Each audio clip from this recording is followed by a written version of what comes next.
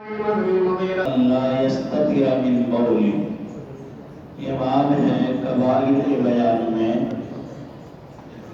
اللہ یستتر من بولی، یہ کہ جو آدمی اپنے پیشاب سے احتیاط نہ کرے۔ لا یستتر من بولی، کہ اپنے پیشاب سے آدمی احتیاط نہ کرے، بچے نہ۔ مسئلہ ہے بول آدمی کا، بولی ہی میں ضمیر کا مرجع ہے صاحب بول یعنی انسان۔ مسئلہ ہے بول انسان کا کہ بول انسان کا کیا حکم ہے، آیا پاک ہے یا ناپاک ہے؟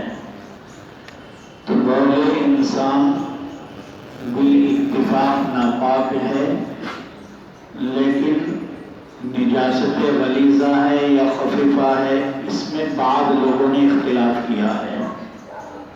احناف کا مسلک یہ ہے کہ انسان کا پیشاب نجاست غلیظہ کے ساتھ ناپاک ہے، لہذا جو احکام نجاست غلیظہ کے پیچھے آپ نے پڑھے ہیں وہی احکام انسان کے پیشاب کے بھی ہیں۔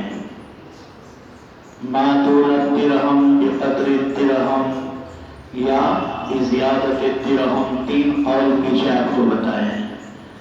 لہذا یہی سمجھیے کہ اگر کوئی آدمی اپنا پیشاب اپنے بدن پہ ما دون الدرہم لگا لے، یعنی بھول کر، جان کر نہیں، بھول کر لگ جاوے اور نماز پڑھ لے تو نماز ہو جائے گی، اور اگر بقدر درہم ہے تو بقدر درہم میں نماز نہیں ہوگی، واجب ہے اس کا دھونا، اور اگر بقدر درہم سے زائد ہے تو قطعاً نماز نہیں ہوگی، اس کا دھونا فرض ہے۔ جب آدمی پیشاب کرتا ہے تو اسے چاہیے کہ وہ اپنی نالی میں سے پیشاب کو پورا صاف کرنے کی کوشش کرے۔ پیشاب کی جو نالی ہے اس کے اندر آدمی کا پیشاب روکا رہتا ہے، اسی وجہ سے بہتر یہ فرمایا گیا کہ آدمی کو چاہیے کہ جو پیشاب کر لے تو پیشاب کرنے کے بعد میں وہ ڈھیلا استنجا کرنے میں استعمال کرے، کیونکہ جب ڈھیلا استعمال کرے گا تو کچھ دیر بیٹھے گا، رکے گا۔ بہتر یہ ہے کہ اگر جگہ ہے تو چل لے، اور اگر چل نہیں سکتا تو وہیں بیٹھ کے ڈھیلا استعمال کرے، بہتر کی بات ہے۔ کیوں؟ اس لیے کہ جب آدمی کھڑا ہو جاتا ہے تو کھڑا ہونے کے بعد میں پھر اس کے قطرات نکلتے ہیں، اور ایک آدمی نے بیٹھے بیٹھے جلدی میں پیشاب کیا، جو ہمارے یہاں آج معمول بن گیا مدارس میں، یہ بڑا بے احتیاطی معاملہ ہے۔ مظاہر سہارنپور میں چونکہ غلبہ ہے وہاں تصوف کا مزاج پہ لوگوں کے، تو آج بھی مظاہر میں ایک بہت بڑا کمرہ ڈھیلے سے بھرا رہتا ہے جہاں طلبہ پیشاب کرنے جاتے ہیں۔ پہلے طلبہ اس میں سے ڈھیلا اٹھاتے ہیں اور استنجا کرتے ہیں ڈھیلے کی جگہ پر۔ یہاں تو چونکہ بے احتیاطی یہ ہے کہ ڈھیلا رکھنے کی جگہ نہیں، اور ڈھیلا استعمال کر کے ڈالے کہاں، وہاں ڈھیلا استعمال کر کے ڈالنے کے لیے ڈبے بھی رکھے ہوئے ہیں سائڈ میں، تو طلبہ جو محتاط ہیں وہ عمل کرتے ہیں، ڈھیلا لے جاتے ہیں اور ڈھیلے سے استنجا صاف کرنے کے بعد میں پھر اس ڈھیلے کو وہاں ڈبے میں ڈال دیتے ہیں، بھنگی آ کے پھینک دیتا ہے۔ تو یہ ہے احتیاط والی شکل۔ اگر یہ احتیاط نہیں کر رہا آدمی اور اس نے فوراً پانی ڈالا ذکر پہ، دھو لیا، اور ایسا انسان ہے کہ کھڑا ہو کے اسے پیشاب آتا ہی ہے، تو لہذا اس کی لنگی پہ لگے گا، کپڑوں پہ لگے گا، تو بہرحال نماز نہیں ہوگی۔ اگر ایک درہم سے کے برابر جگہ میں پیشاب لگ گیا اور یا ایک درہم سے زیادہ میں پیشاب لگ گیا تو نماز نہیں ہوگی۔ بہتر بات یہ ہے مان لو آدمی کیا کرے اب طلبا کو سوال ہوگا اب ہم کریں کیا، کیونکہ ڈھیلے ہے نہیں اور چلنے کی جگہ بھی نہیں، تو اس کے لیے اب بہتر بات یہ ہے کہ آدمی اپنی لنگی کوئی ایسی خراب رکھے جو پیشاب کے وقت میں اسے استعمال کرے۔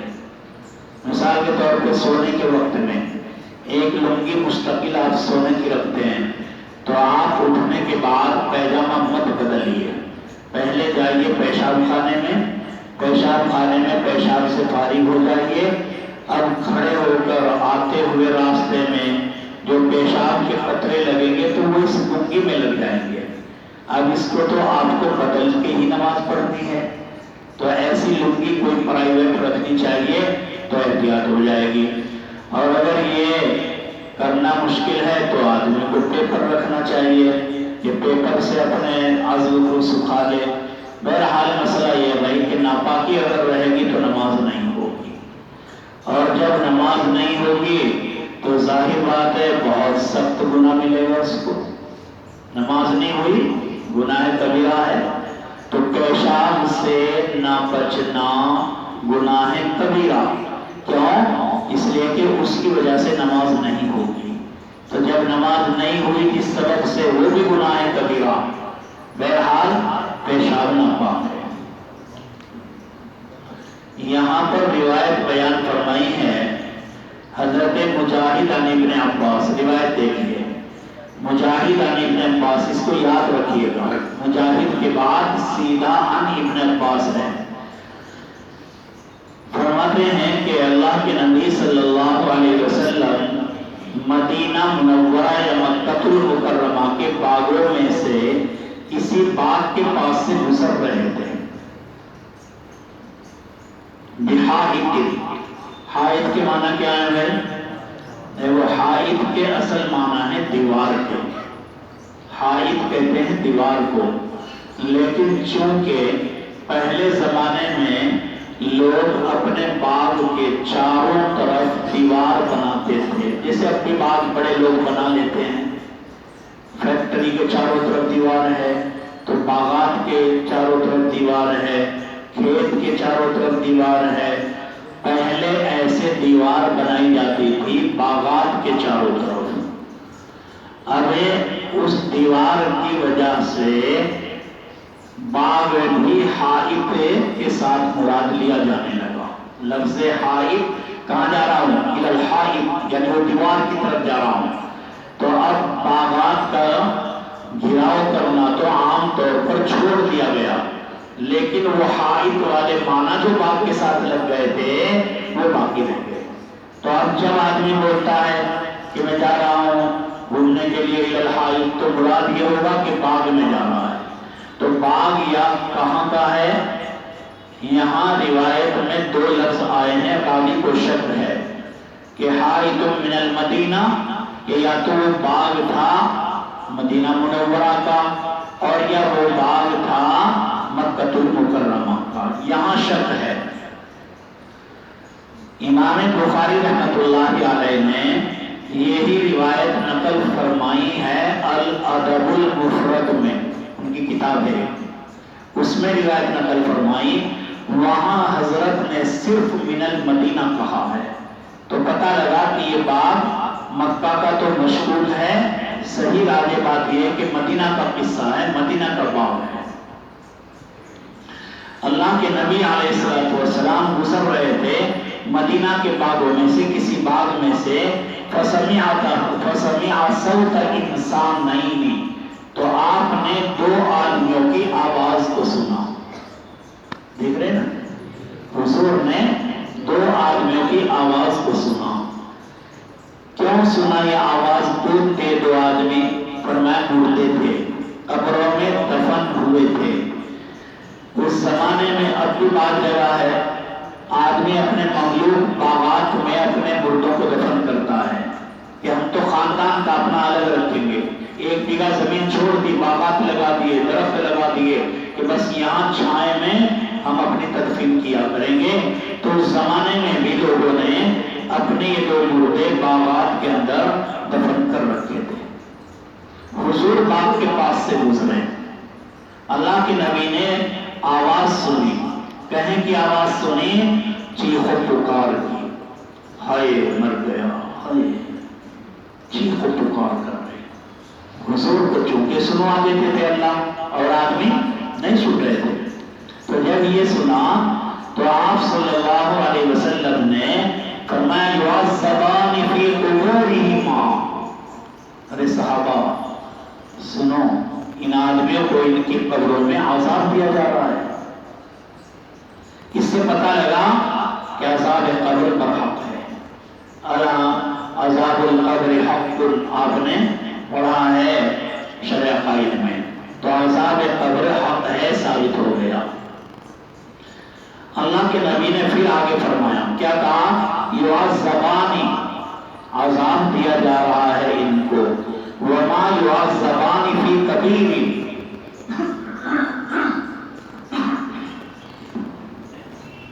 کیا فرمائے؟ اور عذاب نہیں دیا جا رہا ہے کسی کبیرہ گناہ میں۔ دو جملے معترض ہو گئے، جملہ معترض ہو گیا نہیں، ایسا تعارض۔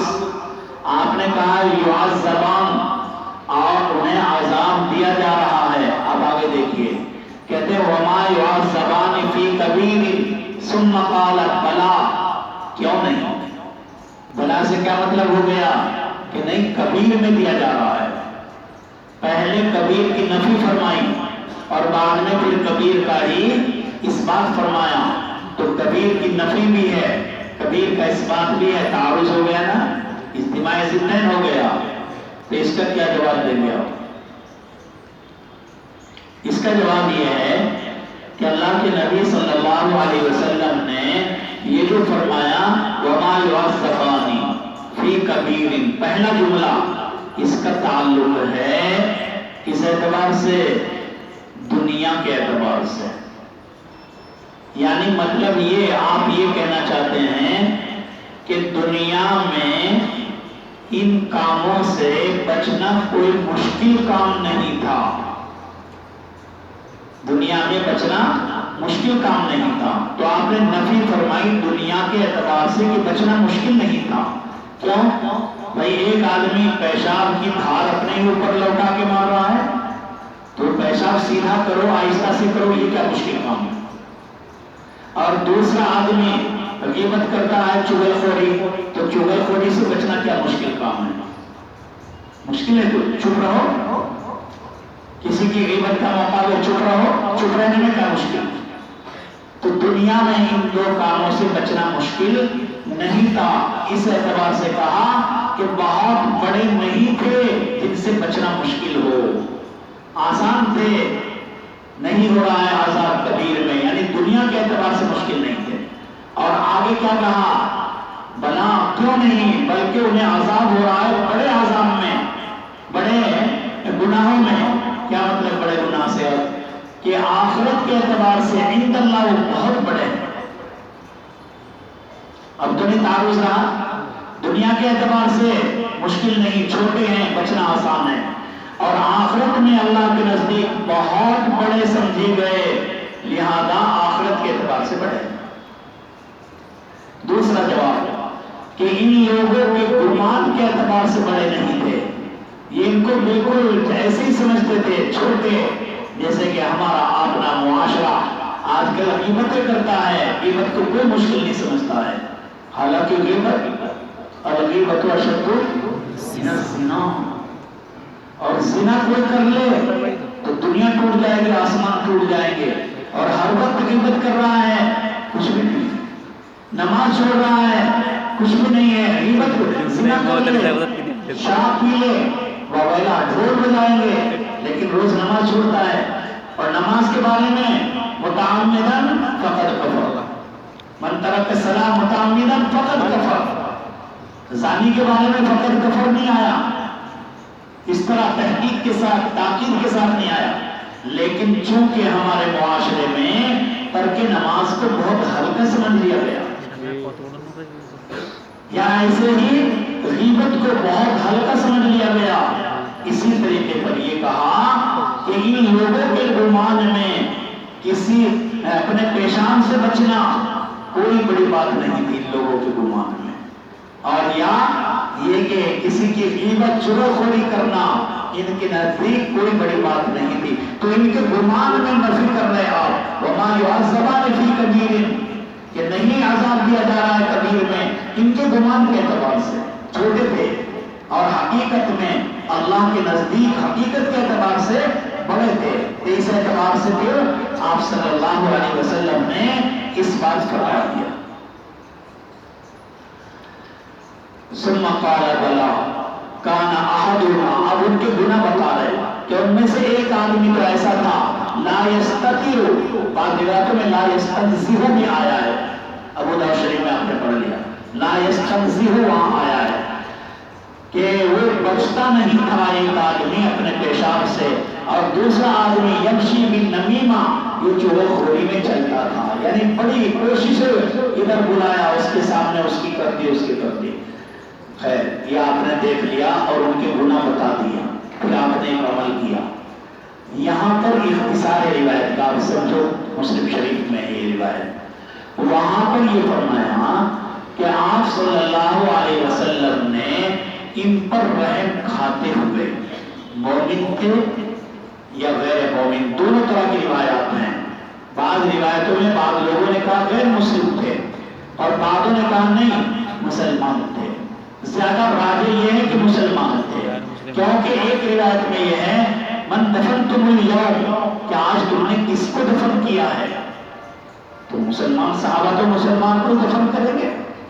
اور فرمایا ایک روایت میں یہ کہ جنت البقیع کا واقعہ ہے یہاں کا نہیں باغ کا نہیں. دوسری روایت میں جنت البقیع کا واقعہ ہے. تو جنت البقیع میں مسلمان کس کو دفنائیں گے ہندو کو.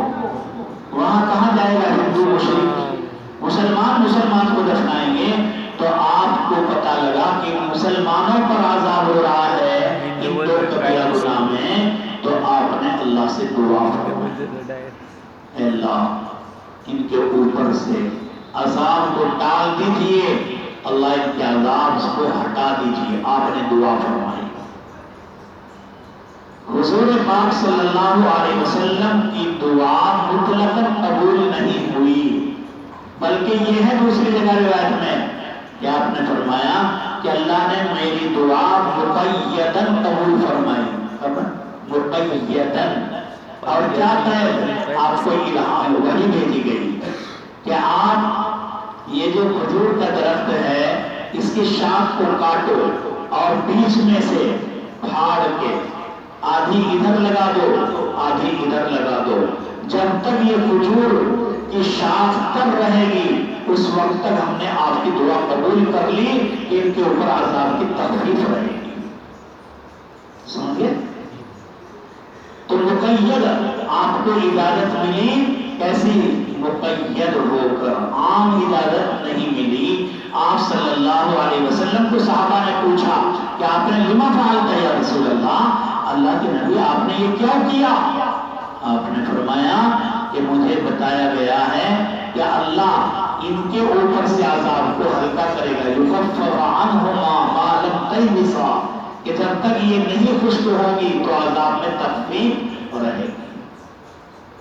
آپ نے ان شاخوں کو گاڑنے کی علت خود ہی بتا دی نا کہ عذاب میں تخفیف رہے گی. عذاب ہو رہا ہے اور مقید میری بات مانی گئی ہے دعا قبول کی گئی ہے. اب یہاں پر مسئلہ ہے کہ حضور نے تو شاخ لگائی اور کس پر لگائی گنہگاروں پر لگائی اور اس لیے لگائی کہ میری برکت سے اس کے اندر تخفیف ہو جائے گی. میری برکت سے اس کے اندر تخفیف ہو جائے گی حضور نے اس لیے لگائی نا. اب بدعتی لوگ جو قبروں پہ پھول چڑھاتے ہیں وہ اسی سے استدلال کرتے ہیں. بدعتی لوگ جو قبروں کا پھول چڑھاتے ہیں وہ اسی سے استدلال کرتے ہیں کہ حضور نے شاخ لگائی تھی ہم پھول چڑھا لیں. تو کیا حکم ہے کیا بدعتی اس سے استدلال کر کے پھول چڑھا سکتے ہیں یا نہیں؟ فرمایا بالکل حرام ہے. حرام ہے ائمہ اربعہ کے یہاں. کیوں؟ اس لیے کہ حضور پاک صلی اللہ علیہ وسلم نے جو شاخ گاڑی ہے وہ چڑھائی نہیں ہے. چڑھانا الگ، ڈالنا لگانا الگ. اللہ کے نبی نے لگائی شاخ اور وحی کے بعد لگائی کہ انہیں عذاب ہو رہا ہے، اور جب تک آپ یہ لگا کے خشک نہیں ہوں گی یہ تو عذاب نہیں ہوگا. آپ کو بتا دیا گیا.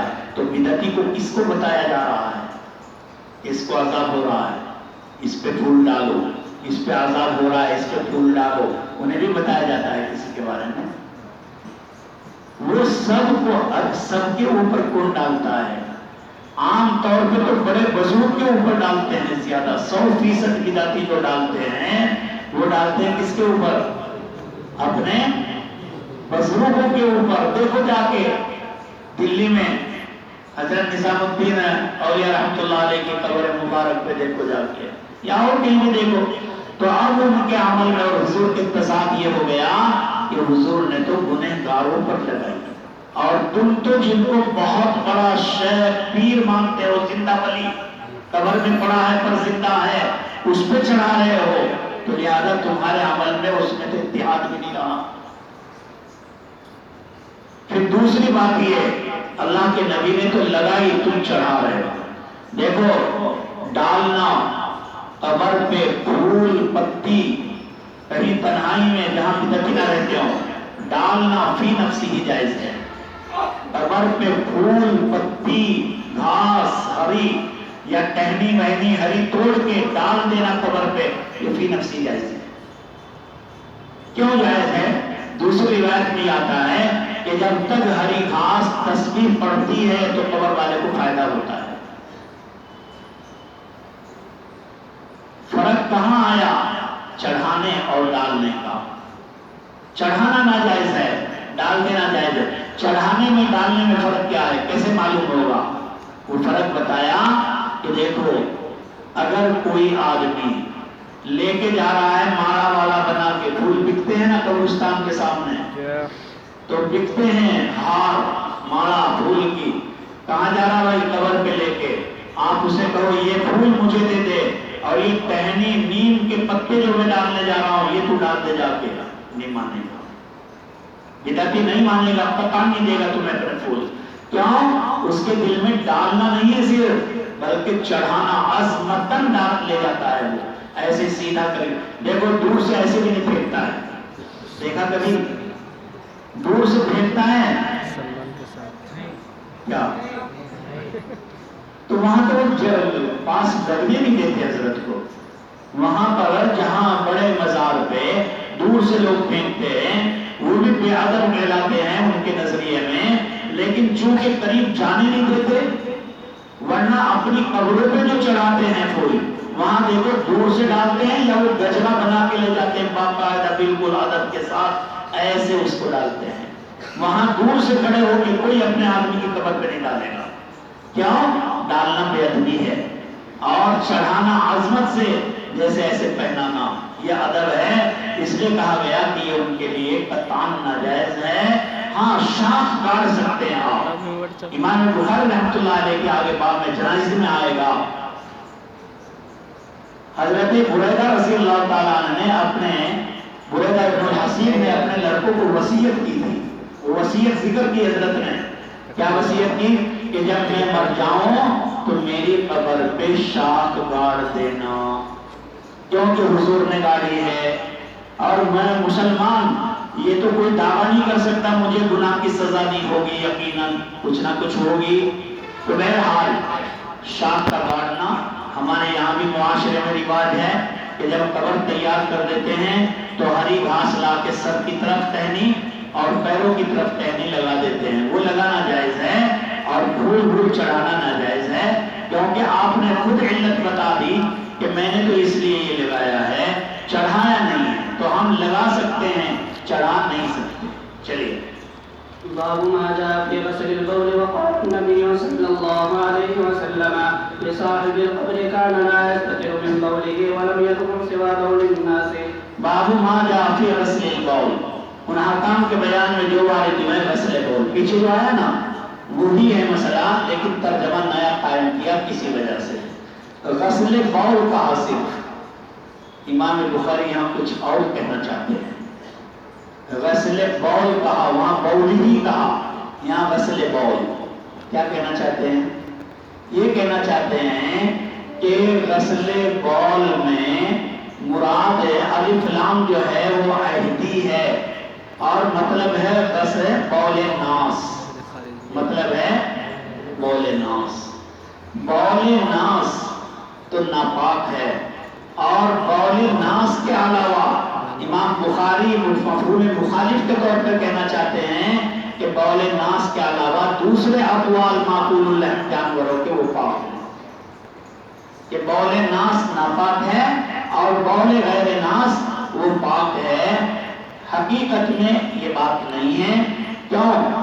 اس لیے کہ اللہ کے نبی کی جس روایت سے امام بخاری نے استدلال کیا ہے، اس روایت میں سوال کے جواب میں آپ نے بتایا ہے.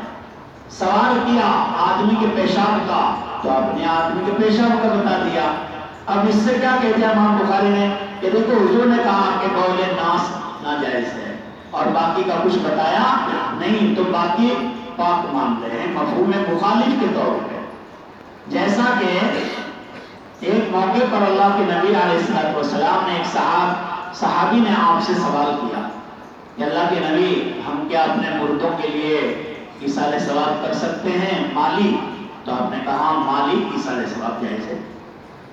بس سوال کیا ہے مالی، تو آپ نے مالی کا جواب دیا. اسی روایت کو لے کر غیر مقلدین مضبوط ہو گئے کہ مالی کا ہی ہو سکتا ہے ایصال ثواب، بدنی کا نہیں ہو سکتا.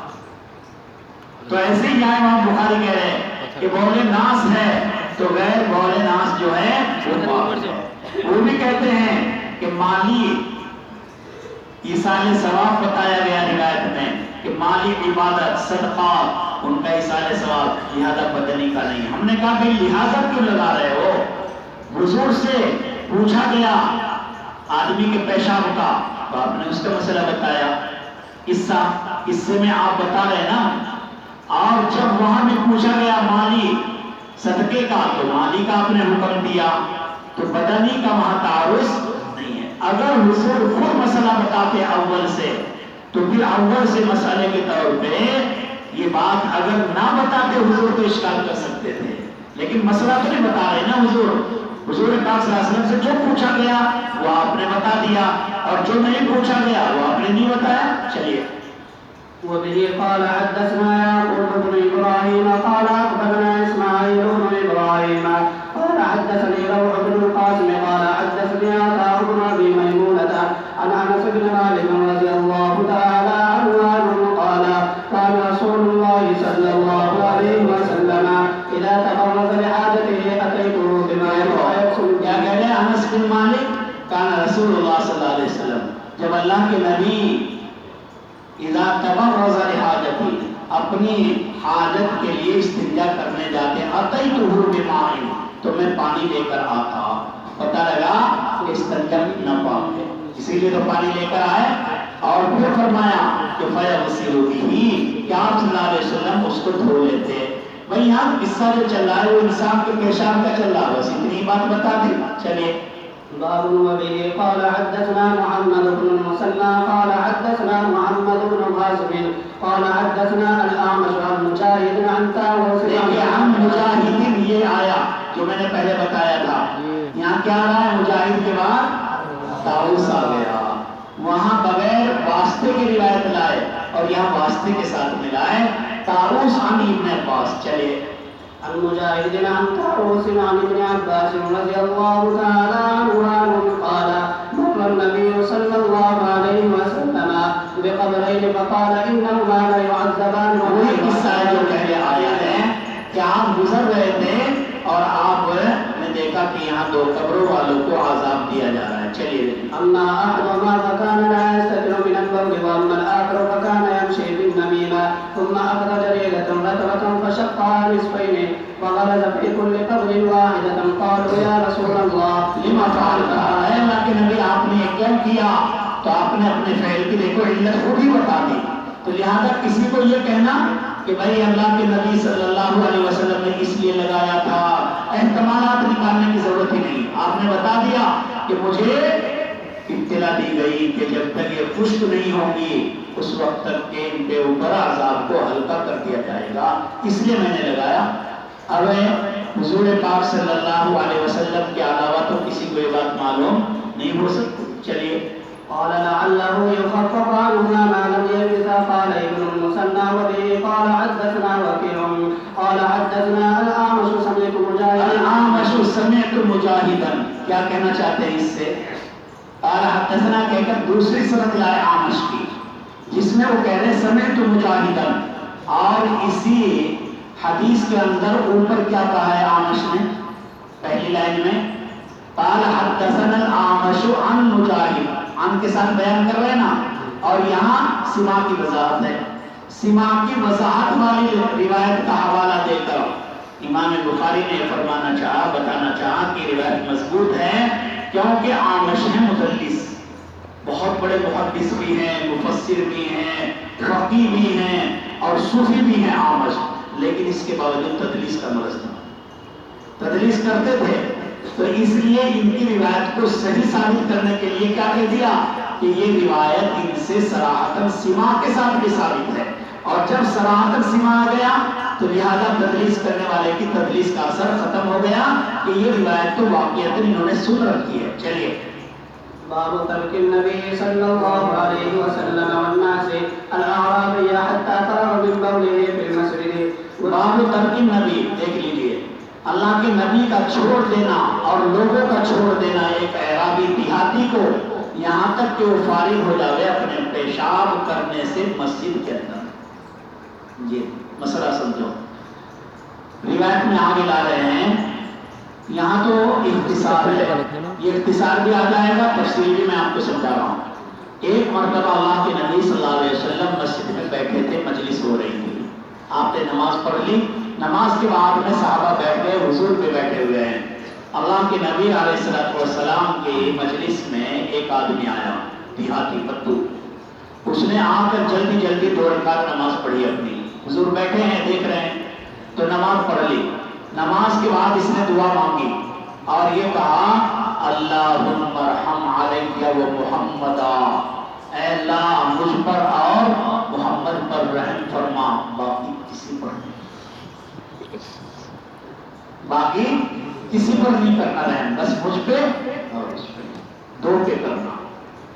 حضور سن رہے تھے، جہری دعا مانگ رہا تھا، تو اللہ کے نبی نے بلایا ادھر آ، یہ کہا کہ لقد تحجرت واسعا، کہ تو نے ایک بہت بڑی وسیع چیز کے اندر میں تنگی کر دی۔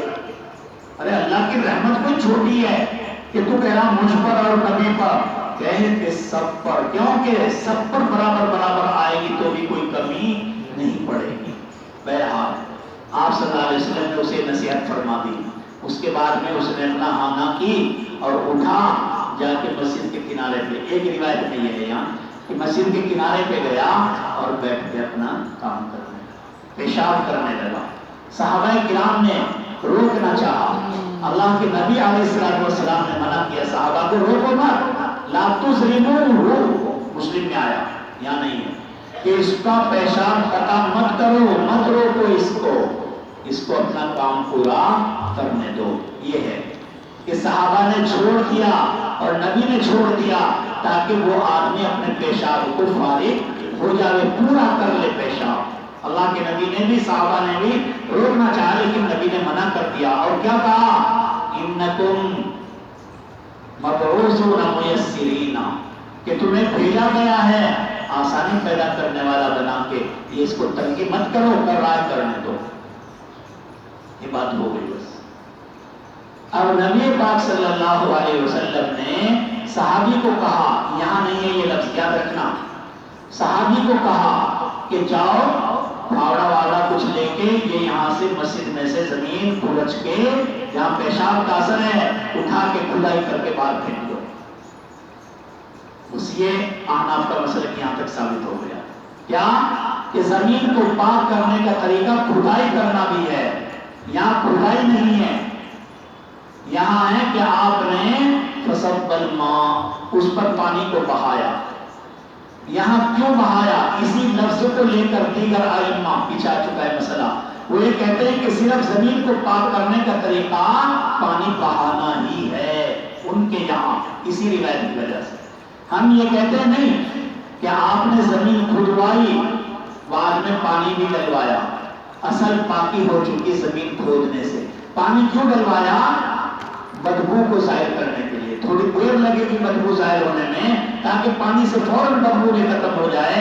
بہرحال ثابت ہو گیا کہ آدمی کا پیشاب جو ہے وہ ناپاک ہے، آپ نے دھلوائی نا زمین۔ اب حضور پاک صلی اللہ علیہ وسلم نے صحابہ کو منع کیا کہ اس کو کرنے دو پیشاب۔ ایسا کیوں کیا؟ مسجد میں پیشاب؟ آپ نے پھر اس کو بلایا نا، یہ کہا کہ بھائی پیشاب نہیں کیا کرتے مسجد میں، مسجد اللہ کا گھر ہے، یہاں تو ذکر و تسبیح نماز وغیرہ ہوتا ہے، یہ نہیں کرنا۔ ٹھیک ہے، آپ نے جو منع کیا صحابہ کو، اس کی دو وجہ بیان فرمائی۔ ایک وجہ تو یہ بیان فرمائی جو اصل ہے کہ انقطاع بول کی وجہ سے آدمی کو کبھی تکلیف ہو جاتی ہے۔ جب پیشاب کرنا شروع کر دیا اور فوراً کہو بند کر پیشاب، تو فوراً بند کرے گا، اگر برابر لگی ہوئی ہو پیشاب تو بند نہیں ہوتا، اگر بند کرے گا تو مثانے میں درد ہو جائے گا، تکلیف ہو جائے گی، اس لیے آپ نے کہا پیشاب کرنے دو، بیمار پڑ جائے گا ورنہ، یہ اصل وجہ ہے۔ دوسرا قول، بعض حضرات یہ کہتے ہیں کہ اگر اس کے پیشاب سے اسے منع کیا جاتا تو ظاہر بات ہے وہ وہاں سے کہیں آگے بھاگتا، باہر نکل یہاں سے کہاں پیشاب کر رہا، تو جاتے جاتے پیشاب تو رکتا نہیں آدمی کا، اور وہ سارا راستے میں پیشاب ہوتا، اس کے کپڑے بھی خراب ہو جاتے، مسجد بھی متعدد جگہ سے ناپاک ہوتی، پھر اور زیادہ مسجد کو دھونا پڑتا، متعدد جگہ سے کھدائی کرنی پڑتی۔ جیسے جب بچے چھوٹے پیشاب کرتے ہیں کسی جگہ کھڑے ہیں تو ماں فوراً بولتی وہیں کھڑا رہے تاکہ ایک ہی جگہ کر لے بس جتنا کرنا ہے، یعنی کہ بس یہاں سے کرنا شروع کیا اور ادھر جا رہا آدمی کے پاس، تو سارا کمرہ گھر خراب ہو جائے گا، سارے کو دھونا پڑے گا۔ تو آپ نے بھی فرمایا کسی پیشاب کرنے بیٹھ گیا نا، اب کرنے دو، کیونکہ اگر چلے گا کپڑے بھی خراب ہوں گے اور مسجد کی تلویث بھی ہوگی۔ چلیے۔ وبه قال حدثنا موسى بن اسماعيل قال حدثنا همام قال حدثنا اسحاق عن انس بن مالك رضي الله تعالى عنه ان النبي صلى الله عليه وسلم راى اعرابيا يقول في المسجد۔ دیکھو یہاں بس اتنا سا قصہ ہے، دو تین لفظ ہیں۔ ایک آدمی نے پیشاب کیا دیہاتی نے مسجد میں، تو آپ نے کہا چھوڑ دو اس کو، یعنی صحابہ کو کہا کہ اس کو پیشاب کرنے دو، حتی اذا فرغ دعا بماء فصبه علیہ، یہاں تک کہ جب وہ فارغ ہو گیا تو آپ نے پانی منگایا اور پانی کو اس کے اوپر بہا دیا، پتہ لگا کہ پیشاب ناپاک ہے، آپ نے دھویا ہے۔ چلیے۔ باب صب الماء على البول في المسجد۔ دیکھو ہمارے یہاں آپ کو بتایا تھا میں نے پیچھے کہ تین طریقے ہیں نا زمین کو پاک کرنے کے، اور یہاں چونکہ ایک طریقہ ذکر کیا ہے تو یہ حضرات کہتے ہیں کہ نہیں بس ایک ہی طریقے سے پاک ہو سکتا ہے۔ حالانکہ آپ نے تحوی شریف کے پہلے ہی صفحے میں، پہلے باب میں، پہلے صفحے کے پہلے باب میں وہی یہ آیا ہے مسئلہ، اس میں ذکر کیا ہے کہ آپ صلی اللہ علیہ وسلم نے زمین کو بھی کھدوایا اور بعد میں پھر اس پر پانی بھی ڈالا، تو ہمارا مسئلہ ثابت ہو گیا۔ آگے بھی یہی مسئلہ ہے۔ چلیے۔ وبه قال باب صب الماء علی البول فی المسجد، صب الماء پانی کو بہا دینا مسجد میں پیشاب کے اوپر، جو اوپر ذکر کیا ہے اسی روایت کو دوبارہ لائے۔ چلیے۔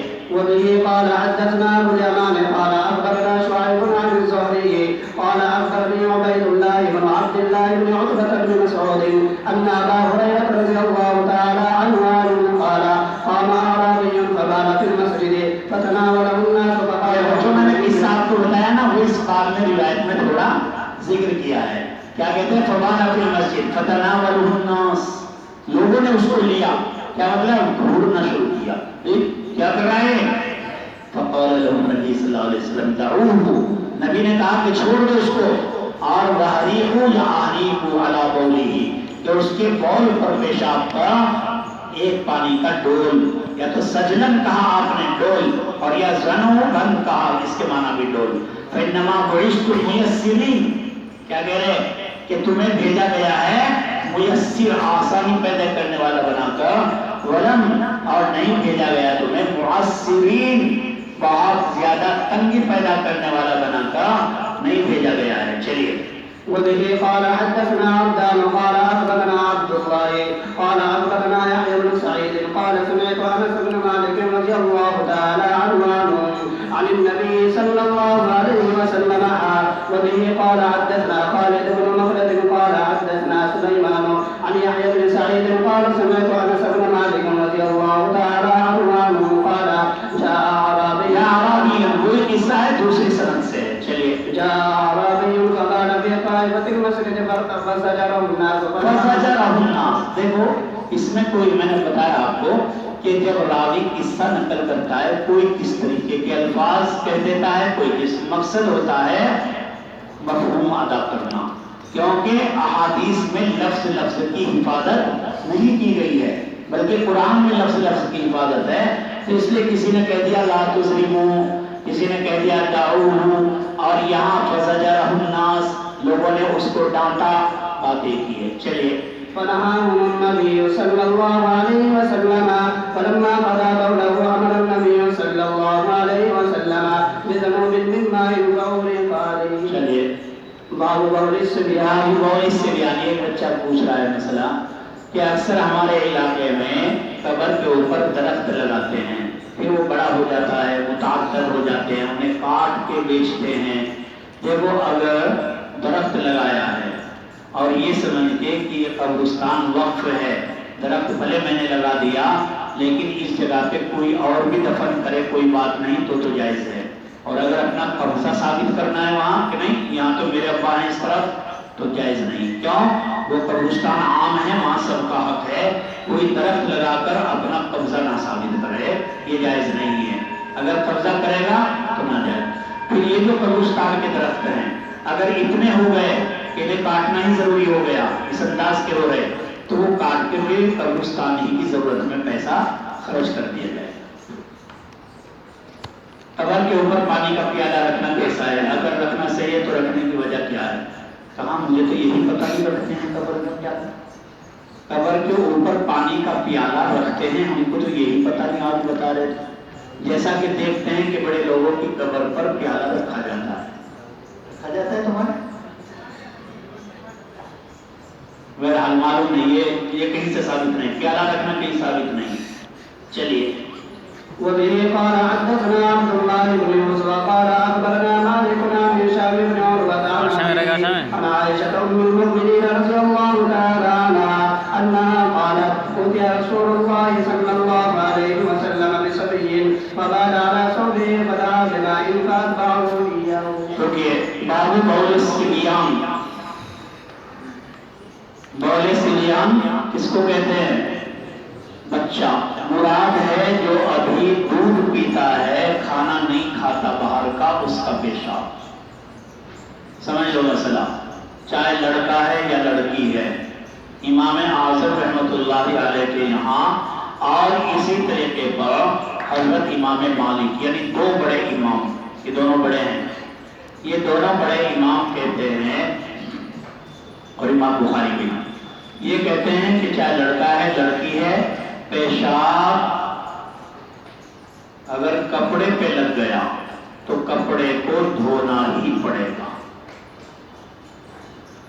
دیگر دو ائمہ کہتے ہیں کہ پیشاب اگر لڑکی کا ہے تو دھونا ہی پڑے گا، لڑکے کا ہے تو دھونا نہیں پڑے گا.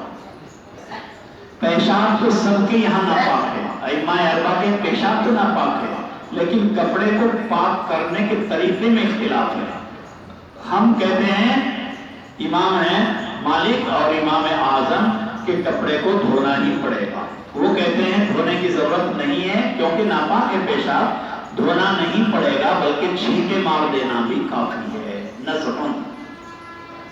اور یہ نزاح جو آپ پڑھتے ہیں سنتے ہیں اس کا مطلب یہ ہوتا ہے کہ اگر یہاں پیشاب کر دیا کپڑے پر تو ایسے کپڑے کو کر کے یہاں سے پانی لے کر ایسے ڈالو کہ وہ پانی نیچے سے ٹپک جائے. خالی ایسے لے کر مار دے یہ نہیں، یہ مقصد نہیں ہے ائمہ کا، بلکہ چھینٹے مارو ایسے کہ نیچے ٹپک جائے. تو نزحون سے مراد ان کے یہاں یہ ہے. ائمہ امام اعظم کہہ رہے ہیں کہ نہیں دھویا ہی جائے گا، لیکن امام مالک اور امام اعظم میں پھر تھوڑا سا اختلاف ہو گیا. کیا؟ امام مالک کہیں غسل بالغ ہی کیا جائے گا، جیسے لڑکی کے پیشاب میں غسل بالغ ہے ایسے ہی لڑکے کے پیشاب میں بھی غسل بالغ ہے امام مالک کے یہاں. امام اعظم کہتے ہیں کہ تھوڑا سا فرق ہے، تھوڑا تو جائے گا ہی لیکن تھوڑا سا فرق ہے. کیا؟ کہ لڑکے کا پیشاب غسل خفیف سے دھو دیا جائے گا اور لڑکی کا اہتمام کے ساتھ، اہتمام مبالغے کے ساتھ دھویا جائے گا. لڑکی کا دونوں کا پیشاب ناپاک ہے، دونوں کا دھویا جائے گا. حناف کہہ رہے دھویا تو جائے گا، فرق ہے مبالغے اور عدم مبالغے کا. حضور پاک صلی اللہ علیہ وسلم نے لڑکے کے پیشاب کے لیے لفظ استعمال کیا ہے الگ، لڑکی کے لیے استعمال کیا ہے الگ. دھویا جائے گا، لڑکی کے لیے نظمن کا لفظ استعمال نہیں کیا، لڑکے کے لیے استعمال کیا ہے. تو اب سوال یہ ہے کہ یہ دونوں میں آپ نے الگ لفظ کیوں استعمال کیا؟ اس کی وجہ بیان فرمائیں کہ اس بات کو بتانے کے لیے کہ لڑکے کے پیشاب میں ناپاکی بہت شدید نہیں ہوتی مقابلے میں لڑکی کے. کیوں؟ اس لیے کہ لڑکی کے مزاج میں ہوتی ہے رطوبت، اور جب رطوبت ہوتی ہے تو بدبو زیادہ ہوتی ہے. عورت کو حیض آتا ہے، بدبو زیادہ ہوتی ہے.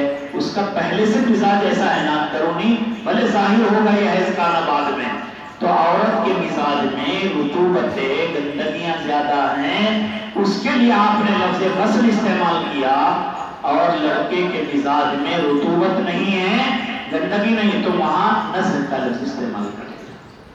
ایک وجہ تو یہ. دوسری وجہ بیان فرمائیں کہ لڑکے کے پیشاب میں چونکہ حرج تھا بار بار دھونے میں مبالغے کے ساتھ، اور لڑکی کے پیشاب میں حرج نہیں تھا. کیوں؟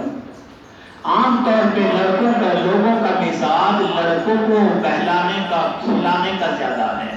باہر لے کے جائے گا میرا بیٹا میرا بیٹا، اور بیٹیوں کو لے جانے کا مزاج کم ہے. تو جب بیٹیوں کو مزاج کم ہے وہ پیشاب بھی کم کریں گی. زیادہ کا کوئی حرج نہیں ہے، جب بھی کرے لڑکی تو دھو، اور لڑکا چونکہ زیادہ کھلا رہے ہو تو وہ پیشاب بار بار کرے گا تو حرج ہوگا غسل مبالغہ میں. اس لیے آپ نے تفصیل فرما دی. تیسرا قول بیان فرمایا کہ اس لیے آپ نے الگ لفظ استعمال کیے کہ لڑکے کا پیشاب تو دھار کے ساتھ میں ایک ہی جگہ گرتا ہے، اور لڑکی کا چونکہ مخرج وسیع ہوتا ہے، اس کا پیشاب زیادہ جگہ پہ گرتا ہے، لہذا کہاں کہاں چھینٹے مارے گا. اس لیے کہا کہ نہیں، اس کو تو دھو ہی ڈالنا ہے. سمجھے؟ یہ فرق کی وجہ ہے. حدیث شریف کے اندر بچوں کے پیشاب کو دھونے کے بارے میں، بول صبی کو دھونے کے بارے میں 5 لفظ استعمال کیے گئے ہیں، جن میں سے 2 لفظ تو ہیں مجمل محتمل. 2 لفظ تو ہیں مجمل محتمل. ان کا کیا مطلب؟ یہ بھی ہو سکتا ہے، یہ بھی ہو سکتا ہے. 2 لفظ. اور 3 لفظ ہیں واضح غسل کے ساتھ. تو ہم نے یہ کہا کہ جب 3 لفظ بچے کے پیشاب میں واضح غسل کے آئے تو یہ 2 لفظ جو ہیں ان کو بھی اسی معنی میں لے لو. زیادہ ہو گئے نا 3 سے وضاحت کے ساتھ میں غسل ہے، اور 2 سے اجمال ہے، وہ محتمل ہے. نمبر 1 5 لفظ جو استعمال کیے. نمبر 1 لفظ بتایا نزح، نمبر 2 رشم، اور نمبر 3 ہے اتباع الماء. کیا ہے بھائی؟ اتباع الماء. نزح، رشم اور اتباع الماء. لم یغسلہ غسلا، لم یغسلہ غسلا. 4 ہو گئے. نمبر 5 سبن. نزح، رشن اور اتباع الماء، لم یغسلہ غسلا اور سبن. یہ جو آخر کے 3 ہیں ان میں دیکھو صراحتاً غسل کے معنی ہے. اتباع الماء کا کیا مطلب؟ کہ جب پیشاب لگ جاوے بچے کے کپڑے پر اتباع الماء کرو، یعنی پانی اتنا ڈالو کہ پانی پیچھے رہ جاوے، آگے پیشاب ہو جاوے۔ اتباع ماء، پانی پیچھے کرو۔ پانی پیچھے کب ہوگا؟ جب وہ سارا نکلے گا تو ہی تو پیچھے ہوگا۔ تو اتنا ڈالو کہ وہ سارا نکل جاوے، تو جب نکلے گا جب غسل ہوگا۔ اور ایسے شفر کے معنی پانی بہانا، اور لم یغسل غسلا کے معنی بھی کیا ہے؟ دھونا۔ غسل کے معنی یہاں پر جو کہہ رہے ہیں لم یغسل غسلا کہ دھونا، نہیں دھویا، دھونا یعنی اہتمام سے نہیں دھویا بہت زیادہ۔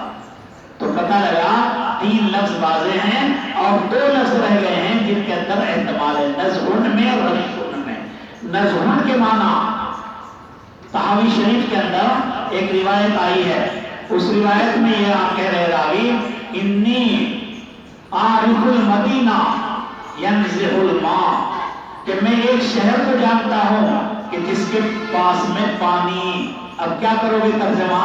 چھینٹے مارنا نہیں، بلکہ جس سے ٹچ ہو کے یعنی جس کی کنارے کو دھو کے پانی چلتا ہے۔ تو نزہن کے معنی وہاں پر آئے ہیں دھونا ہی، اور بعض جگہ چھینٹے مارنا بھی آئے ہیں۔ تو لہذا جب یہ لفظ محتمل ہے اور 3 لفظ دوسرے واضح ہیں تو ان محتمل کو بھی ان واضح کے ساتھ بھی ملا دو۔ ہم نے کہا کہ واضح کے ساتھ ملا دیا، لڑکی کا پیشاب بھی دھویا جائے گا لیکن اہتمام کے ساتھ، لڑکے کا پیشاب بھی دھویا جائے گا مگر ایسے خلیل قلیل قلیل خفیف تخفیفاً دھویا جائے گا۔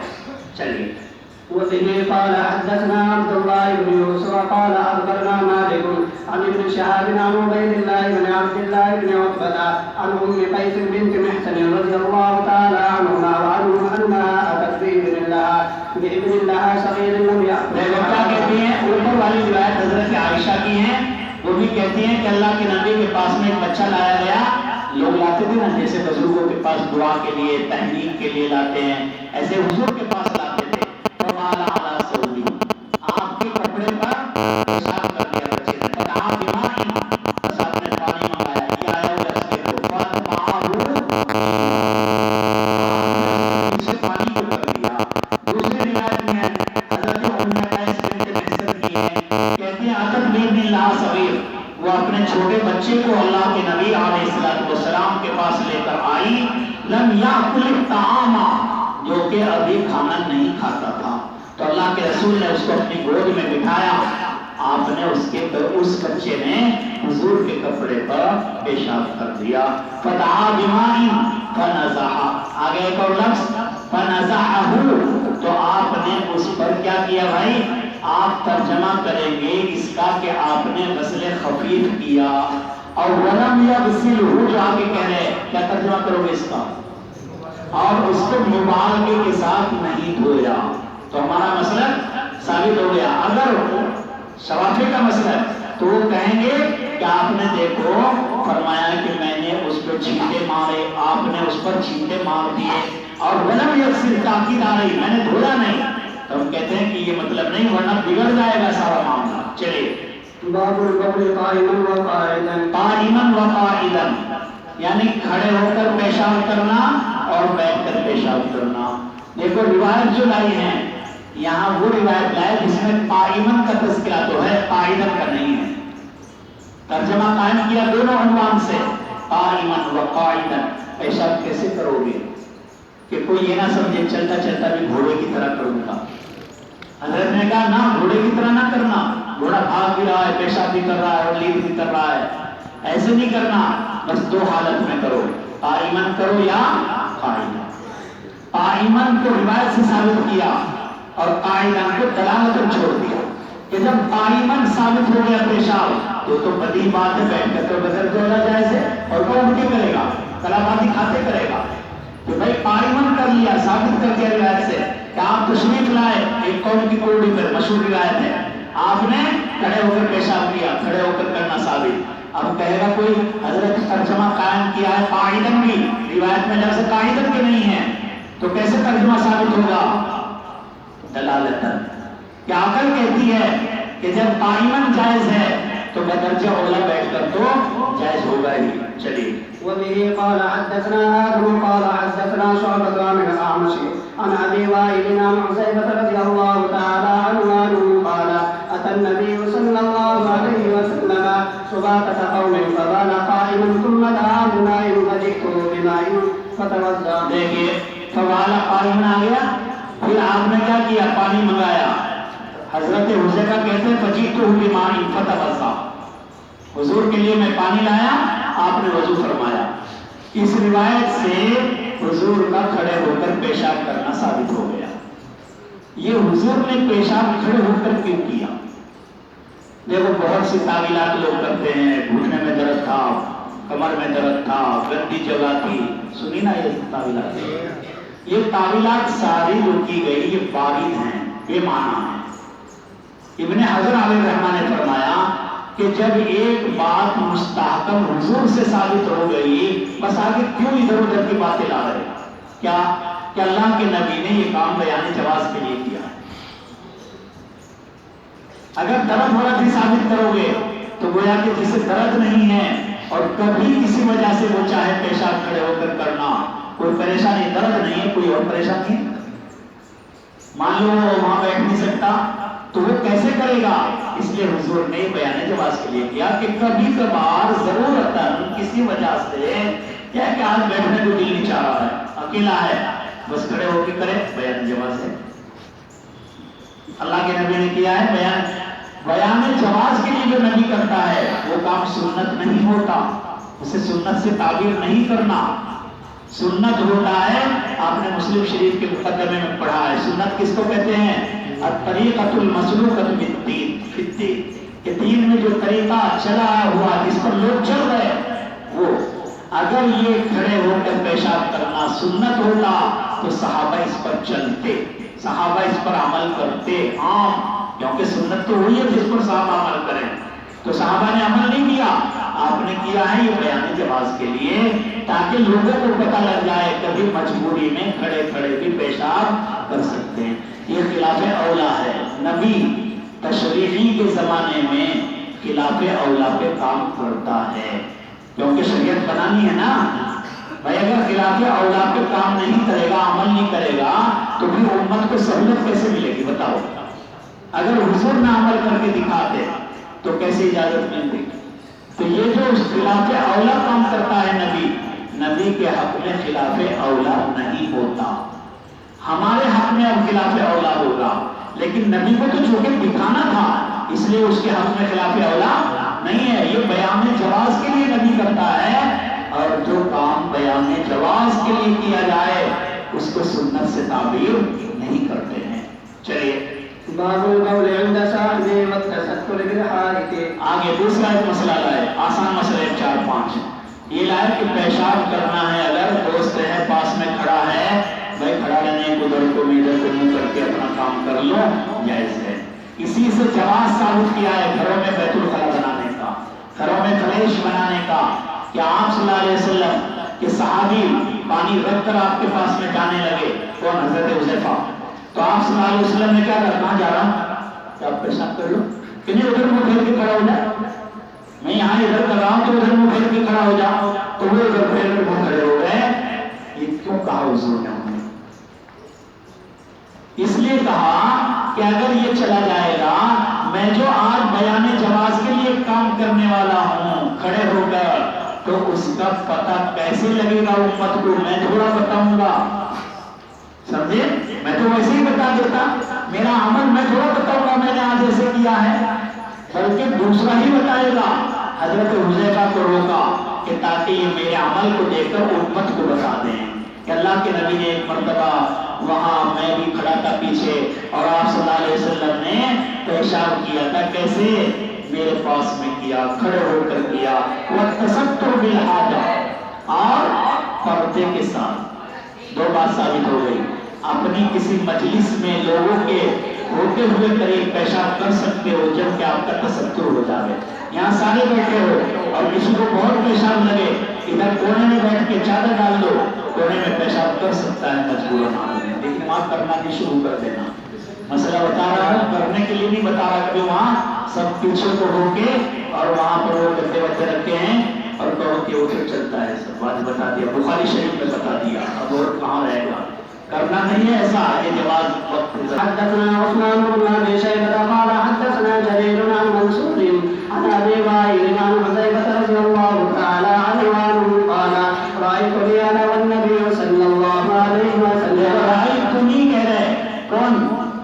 حضرت حذیفہ کہ میں نے اپنی ذات کو دیکھ رہا ہوں، میں دیکھ رہا ہوں میری ذات کو کہ میں اور نبی جا رہے ہیں، یعنی یہ بتا رہے کہ قصہ مجھے یاد ہے آج بھی، جیسے تم ابھی کہہ سکتے ہو تم جو گھر پہ یا کل جو کام کیا ہوگا کہ میں دیکھ رہا ہوں اپنی ذات کو، کل میں وہاں کھڑا تھا،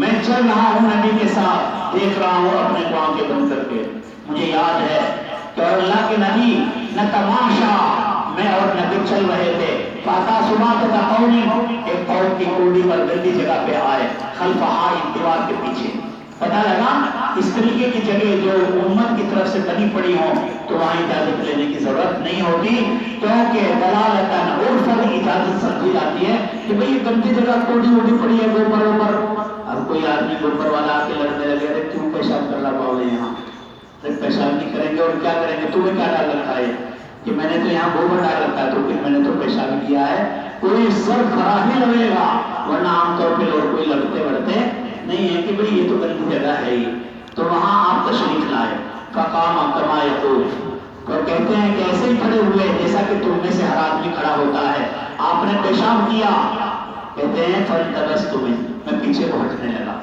فَانْتَبَسْتُ مِنْ، میں آپ سے دور جانے لگا، تو آپ نے فرمایا میری طرف اشارہ کیا، کیا ادھر آ جا، کہاں جا رہا ہے، فَجِئْتُهُ، تو میں واپس آ گیا، فَقُمْتُ عِنْدَ عَقِبِي، میں آپ کی ایڑیوں کے قریب کھڑا ہو گیا، حتیٰ فرغا، کیوں کھڑا ہوا؟ تاکہ یہ دیکھ کر کے امت کو بتا دیں، اور اسی لیے حضرت حذیفہ کے ذریعے روایت ہمیں پہنچ گئی، اگر وہاں نہ ہوتے تو کون بتاتا؟ دیکھو یہاں پر جو ہے اس روایت میں بس اتنا قصہ ہے حضرت حذیفہ کی، اور دوسرا جو قصہ ہے ایک اور کیا، عطا صبح تقوم فبال فتوضا ومسح مقدار ناصیتہ، وہ حضرت مغیرہ بن شعبہ کی روایت ہے، یہ دونوں روایتیں حقیقتاً الگ الگ ہیں، حضرت حذیفہ کی روایت میں بس یہ ہے جو یہاں آیا، اور مقدار ناصیہ پر مسح کرنے کا مسئلہ ہے مغیرہ بن شعبہ کی روایت کا، لیکن امام ہدایہ نے جہاں اپنے پڑھایا جائے اول میں مسئلہ، وہاں دونوں کو ایک ساتھ ذکر کر دیا، غلط ملت ہو گیا وہاں الفاظ میں، ورنہ یہ دو قصے الگ ہیں۔ چلیے باب القول عند شبهة قوله، یہی مسئلہ ہے، چلیے وبه قال حدثنا محمد بن عرارة قال حدثنا شعبة عن منصور عن ابي وائل قال كان ابو موسى الاشعري يشدد في القول ويقول انه لاسرائيل. عن ابي وائل، حضرت وائل بہت بڑے آدمی تھے، بڑے صحابی بنے ہیں، پورا قافلہ لے کر آپ کے پاس فتح مکہ کے بعد تشریف لائے اور سب کے ساتھ میں ایمان میں داخل ہوئے، وہ کہتے ہیں کان ابو موسیٰ الاشعری یشدد، ایک مرتبہ کی بات ہے کہ حضرت ابو موسیٰ اشعری رضی اللہ تعالیٰ عنہ نے دیکھ لیا کہ ایک آدمی کھڑا ہوا پیشاب کر رہا ہے، تو حضرت نے کہا وہی ہے اقاعدن، تیرا برباد ہو جاوے مر جاوے تو اقاعدن، کیا بیٹھ کے پیشاب نہیں کرتا؟ وہ کرتا رہا، کھڑا کھڑا ہے، تو حضرت ابو موسیٰ اشعری نے پھر انہیں ایک وعید سنائی، تاکہ رسول بنو اسرائیل میں لوگ جو پیشاب سے نہیں بچتے تھے، تو بھی کھڑا کر رہا ہے تو بھی نہیں بچے گا، چھینکے لگنا قریب ہے نا، کہ جو بنی اسرائیل میں لوگ کھڑے ہو کر پیشاب کرتے تھے، اللہ کی طرف سے حکم تھا کہ جہاں پیشاب کی چھینکے لگ جائیں اس کو کاٹے گا، جس کپڑے پہ پیشاب لگ جائے دھونے کی اجازت نہیں تھی، کاٹے گا۔ یہاں تو کپڑے کا ذکر ہے، مسلم شریف میں ایک جگہ پر جسم کا ذکر آیا ہے کہ جب ایک جگہ جسم کا آیا، دوسری جگہ جلد کا آیا، کہ جب ان کی چمڑی پر پیشاب لگ جاتا تو چمڑی کو کاٹتے۔ کیا مطلب اس کا؟ اس کا عام طور پہ جو مطلب بتاتے ہیں وہ نہیں ہے، مطلب یہ ہے کہ وہ لوگ کپڑے پہنتے تھے چمڑے کے، چمڑے کے کپڑے پہن رکھے ہیں، تو کہا جب لگ جاتا پیشاب چمڑے پر یعنی کپڑے پر چمڑے کے تو اسے کاٹتے تھے، ورنہ بھائی بدن کیسے کاٹے گا آدمی؟ ایسے ہاتھ کام تھوڑا دیے جائیں گے کہ جہاں پیشاب لگ جاؤ لاؤ کینچی کاٹو ہاتھ، بھائی تو اسی کام کرے گا تو پیشاب بھی کرنا بند کر دے گا کہ کہیں لگ گیا تو پھر کاٹو انگلی، کل کٹ گئی ایک انگلی میری، آج کٹ گیا انگوٹھا پیر کا، آج ایڈی کاٹ دی کیوں پیچھے چلا گیا تھا پیشاب۔ ابھی آپ کو مشکل لگے گا، یہ ترقی کا زمانہ ہے، ورنہ جب زمانہ جنگلوں کا تھا تو کہاں پیشاب لگا، کبھی نیچے ریٹرن ہو جاتا ہے پیشاب، ایسی جگہ پہ بیٹھ گیا آدمی، جدھر بیٹھا ادھر ہی آنا، اب لگ گیا ایڈی ویڈی پہ، لا تلوار اٹھا مالش، یہ تو بہت مشکل تھا نا۔ تو جلد سے مراد ہے جانور وہ جو پہن رکھا ہے چمڑا، اور جسد جو کہا اس کی کوئی تعویل نہیں ہو رہا، نے روایت کو معنی کیا ہے، ورنہ جسد نہیں کاٹا گیا ہے۔ بہرحال ابو موسیٰ اشعری نے بتایا کہ بھائی پہلے ایسا ہوتا تھا، سمجھ کے چل، کیا کھڑا کھڑا دھار مار رہا ہے، سوچ لے بیٹھ جا۔ انہوں نے یہ بات بیان کر دی۔ اس کے بعد یہ بات معلوم ہوئی حضرت حذیفہ کو۔ حضرت حذیفہ نے کہا کہ اللہ کے بندے کو کیا ضرورت تھی اتنی تشدید کرنے کی جو کھڑا پیشاب کر رہا تھا۔ حضرت ابو موسیٰ اشعری نے اتنی شدید اس پر سختی کر رہے ہیں، کیوں کھڑا ہے، دیکھو بنی اسرائیل کا قصہ لا رہے ہیں، کیا ضرورت ہے اتنی تشدید کرنے کی، گنجائش تو تھی نا۔ کیا پھر روایت سنائی کہ اللہ کے نبی قوم کی کوڑی پہ آئے، کھڑا ہو کے پیشاب کیا۔ جب حضور نے کیا ہے تو اگر کوئی کبھی کر رہا ہے تو بیان جواز کے لیے کرنے دو نا، اس کو کیوں مارنے کے چکر میں پڑ گئے؟ بعد میں سمجھا دو کہ بھائی دیکھو کر سکتے ہیں، لیکن احتیاط کے خلاف ہے، بیٹھ کے ہی کرنا بہتر ہے۔ اسی لیے کہا کہ سنت کھڑے ہو کے نہیں۔ حضرت اما عائشہ کی روایت آپ نے ابو داؤد میں پڑھی ہے کہ اگر کوئی آدمی تمہیں یہ کہے کہ اللہ کے نبی نے کھڑے ہو کر پیشاب کیا ہے، فلا تصدقوا، آیا نا؟ کیا کہا؟ فلا تصدقوا، اس کی تصدیق نہ کرنا، حضور نے ہمیشہ بیٹھ کے پیشاب کیا ہے۔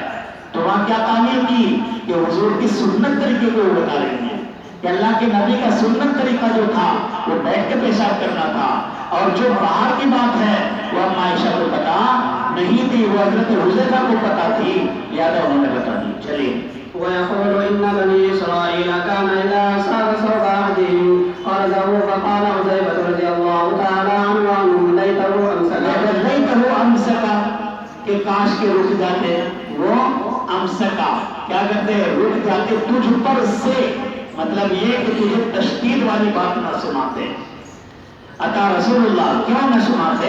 اللہ کے رسول صبح تھا قوم کی کوڑی پر آئے، فقال قائما، آپ نے تو کھڑے ہو کے پیشاب کیا ہے، چلے جائیے۔ باب غسل الدم، غسل دم، مسئلہ سمجھو، غسل دم، دم سے مراد ہے مسفوح، دم مسفوح، حرمت علیکم المیتہ والدم، دم سے مراد دم مسفوح۔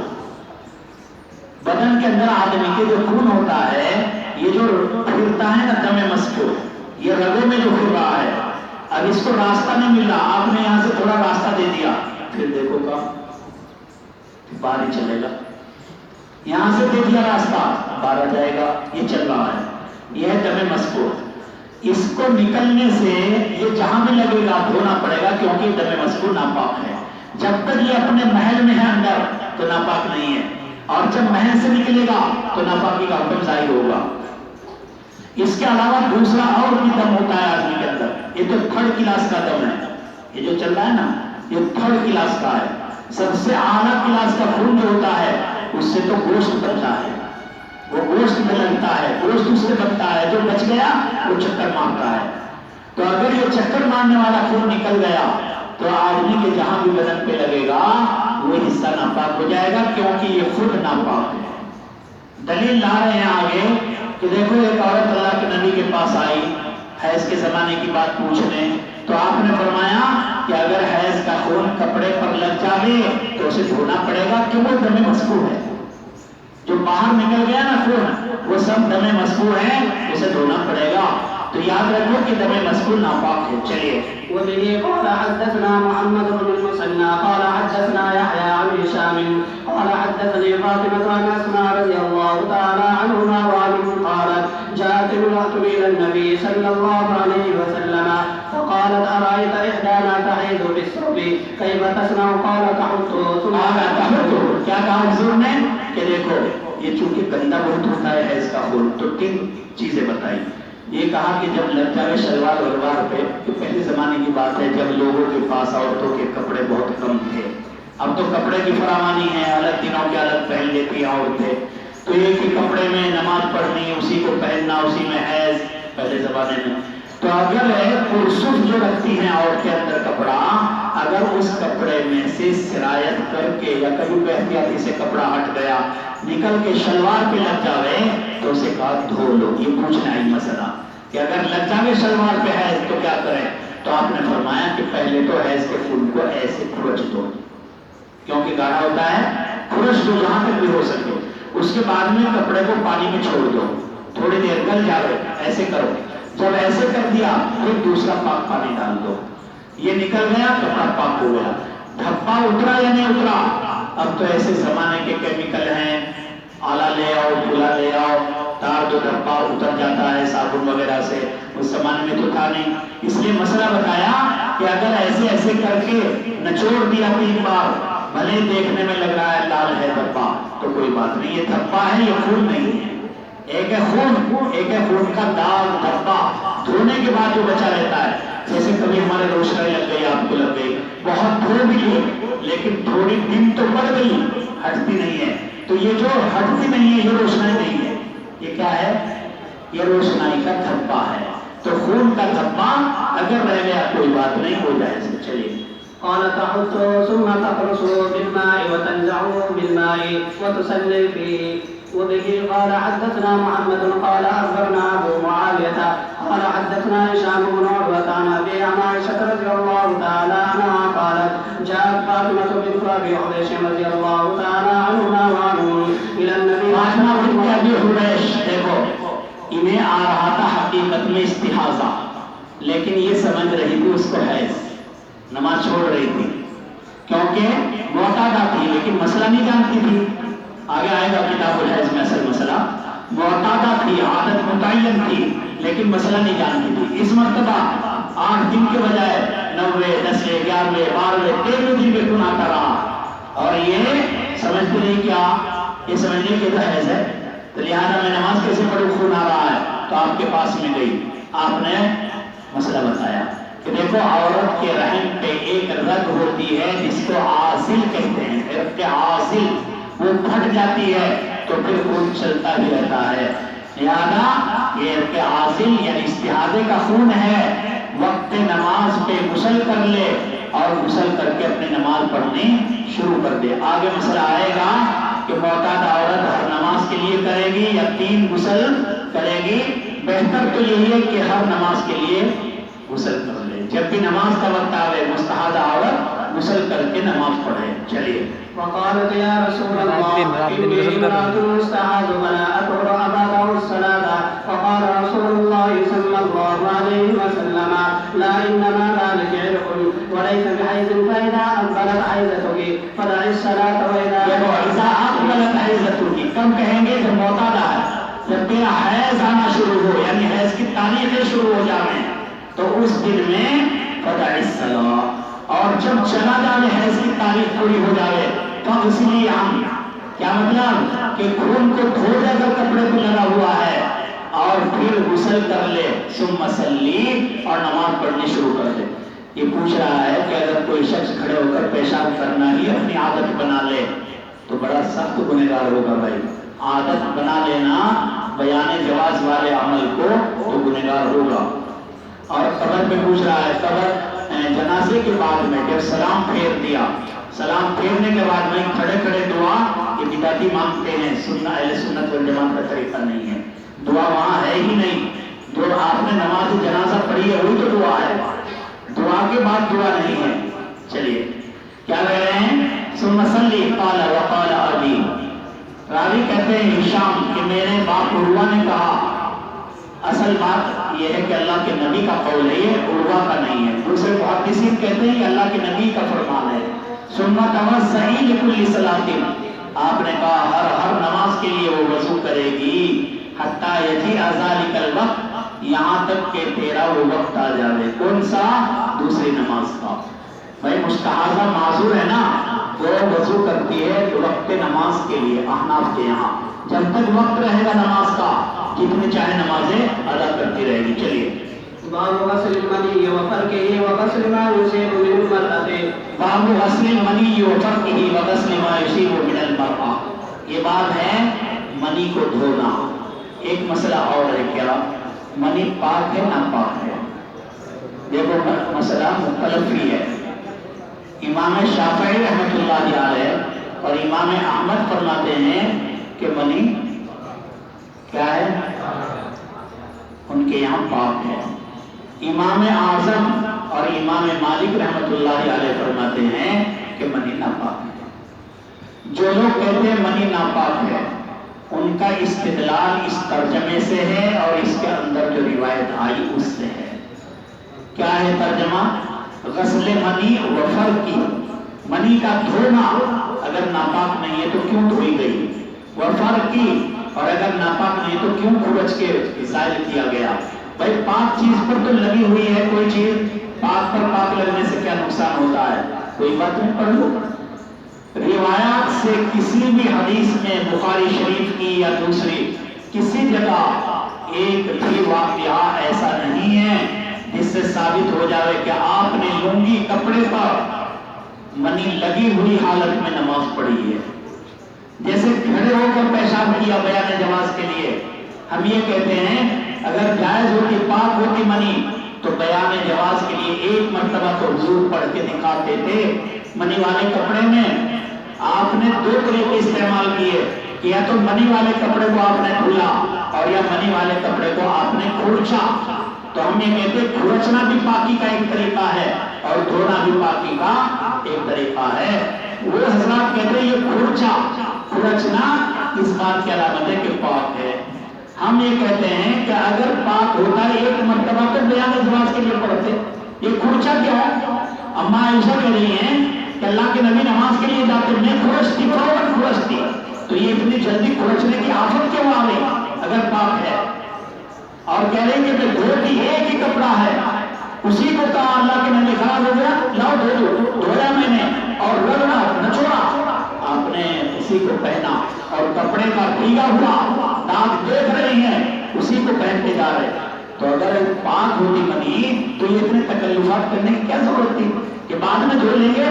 تو بہرحال یاد رکھو روایت سے ثابت ہے کہ منی ناپاک ہے۔ چلیے وبه قال أخبرنا قال أخبرنا عبد الله بن المبارك قال أخبرنا عمرو بن ميمون الجزري عن سليمان بن يسار عن عائشة رضي الله تعالى عنها قالت كنت أغسل الجنابة من ثوب النبي۔ جنابہ کے معنی ہے بھائی منی، کہ میں منی دھویا کرتی تھی اللہ کے نبی کے کپڑے سے۔ چلیے من ثوب النبي صلى الله عليه وسلم فيخرج إلى الصلاة وإن بقاء الماء في ثوبه کہ کپڑے کا بقائے ماں، کپڑے کا نشان ہو جاتا ہے نا پانی کا، جب پانی میں بھیگ گیا کپڑا اور نچوڑ دیا تو نشان رہتا ہے نا، وہ مراد ہے۔ چلیے وبه قال حدثنا قتيبة قال حدثنا يزيد قال حدثنا عمرو عن سليمان بن يسار قال سمعت عائشة رضي الله تعالى عنها وبه قال حدثنا مسدد قال حدثنا عبد الواحد قال حدثنا عمرو بن ميمون عن سليمان بن يسار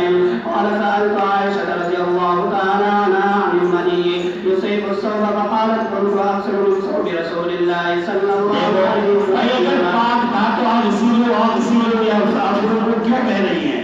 تو پتہ لگا ناپاک ہے۔ اچھا دوسری بات ایک اور یاد رکھو، مختصر بتا رہا ہوں ٹائم ہو گیا اس لیے۔ یہ بات یاد رکھو کہ اگر منی پاک بھی ہے، ایک بات مان لو منی پاک ہے لیکن وہ پھر بھی پاک نہیں رہے گی، کیوں؟ بالاتفاق سب کے یہاں مزی ناپاک ہے، اور جب منی نکلے گی منی سے پہلے مزی نکل چکی ہے تو مزی کے ساتھ مخلوط ہو جائے گی وہ منی، تو لہٰذا پھر بھی ناپاک ہو جائے گی۔ اسی لیے پیچھے آپ نے حضرت عرفان کا واقعہ پڑھا ہے، تو انہوں نے اللہ کے نبی نے کیا کہا تھا کہ غسل کر لو، بدن کو دھو لو، کیوں؟ منی تو نکلی نہیں، پتہ لگا مزی نکل چکی ہے اور مزی ناپاک ہے، تو جب اس کے ساتھ میں منی لگی تو وہ بھی ناپاک ہو گئی۔ چلیے دیکھو واصل اور میرے دھونے کا اثر آپ کے کپڑے میں ہوتا، وہ ماں پانی کا وہ داغ آپ کے کپڑے میں دیکھا جاتا تھا جو میں نے جلدی میں دھویا ہے، بس جلدی